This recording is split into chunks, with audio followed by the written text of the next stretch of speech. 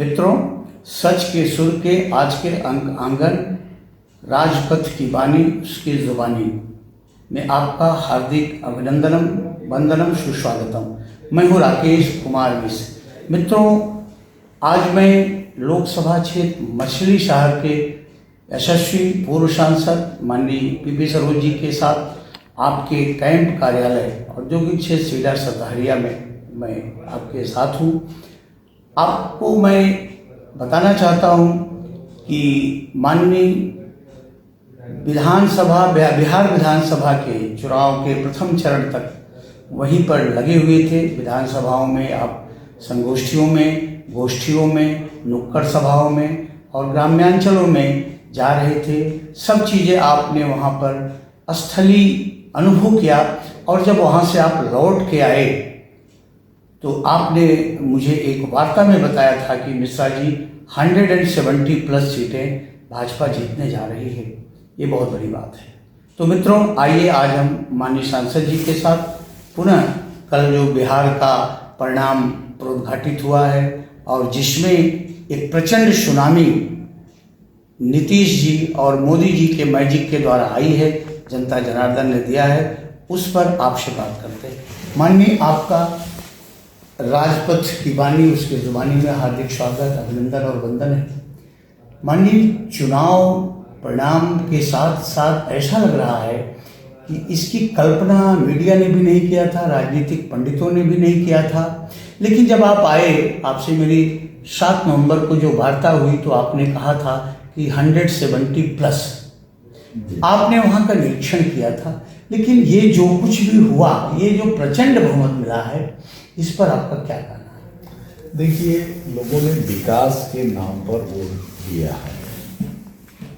वहाँ पर जो माननीय नीतीश कुमार जी ने ईमानदारी से इन 20 वर्षों में जो कार्य किया है और वह धरातल पर दिख रहा है। जनता परिवारवाद और जातिवाद की जो राजनीति वहाँ पर हो रही थी, जैसे कट्टा की राजनीति हो रही थी, उससे उब चुकी थी। और देख रहे हैं कि जब भी चुनाव होते थे तो कोई न कोई घटनाएं घटित होती थी।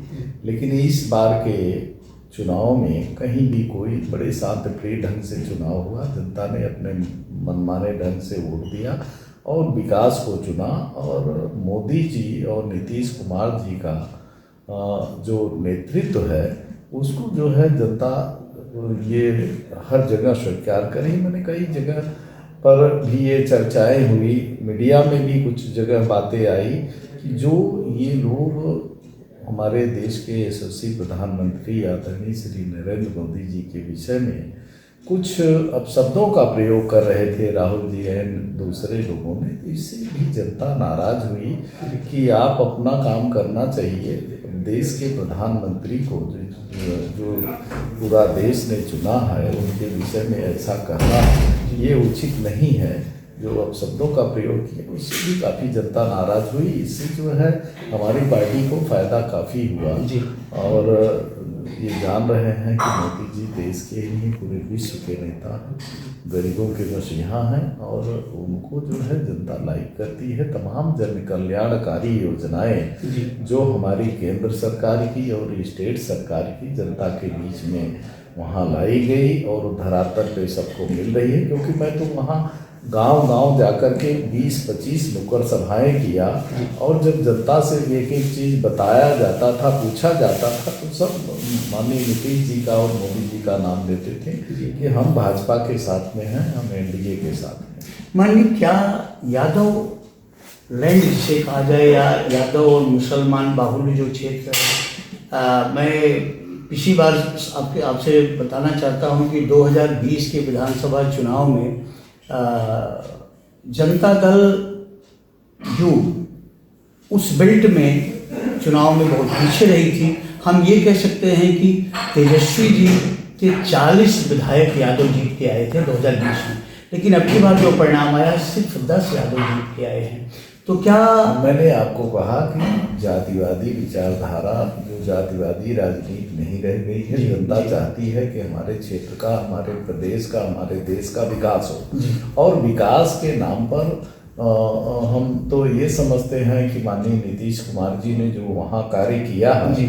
और हमारे देश के प्रधानमंत्री जो ये 11 वर्षों में हमारे पूरे देश के लिए किया है, मैं समझता हूँ कि जब से देश आज़ाद हुआ है इतना कार्य कभी नहीं हुआ। जिन 11 वर्षों में हमारे देश के प्रधानमंत्री ने देश को आज कहाँ से कहाँ तक पहुँचाने का काम किया, ये बुद्धिजीवी जनता सब देख रही है, समझ रही है। आज तमाम ऐसे जन कल्याणकारी योजनाएं, चाहे आयुष्मान आप उसको मामूली न समझिए कि एक गरीब परिवार को जिसका आयुष्मान कार्ड बना हुआ है, कोई घर में बीमार होता था तो उसको या तो किसी से कर्ज लेना पड़ता था, कुछ गिरवी रखना पड़ता था, लेकिन माननीय प्रधानमंत्री जी की देन है कि आज 5 लाख तक अपने पूरे परिवार का वह इलाज करवा सकते हैं जी। एवं 70 के ऊपर जो नागरिक हैं उनको भी ये आयुष्मान कार्ड बन रहा है। 80 करोड़ जनता को आप देख रहे हैं कि उनको फ्री में राशन दिया ही जा रहा है। किसान सम्मान निधि प्रतिवर्ष किसानों के खाते में 6-6 हज़ार रुपया डायरेक्ट जा रहा है। हमारी सरकार ने बिचौलिए को खत्म कर दिया, डायरेक्ट लाभार्थी के खाते में जा रहा है, चाहे आवास का पैसा हो, चाहे शौचालय का हो, या चाहे अन्य योजनाओं का पैसा हो, सारा का सारा पैसा डायरेक्ट खाते में जा रहा है। जनता ये सब पा रही है, तो जनता किसको वोट देगी जी?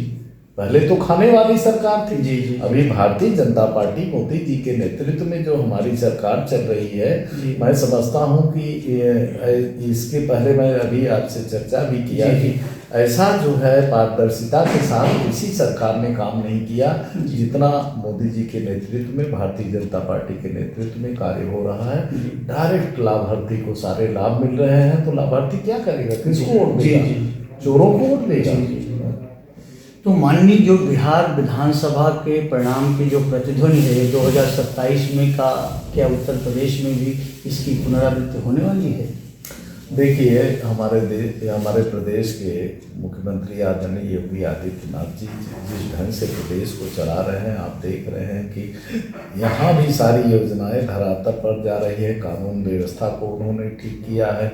गुंडे डान माफिया जो यहाँ थे, यहाँ से पलायन कर चुके हैं, या जो कुछ बचे कुचे थे उनको सही जगह पहुँचाने का हमारी प्रदेश की सरकार ने माननीय योगी जी के नेतृत्व में हुआ है।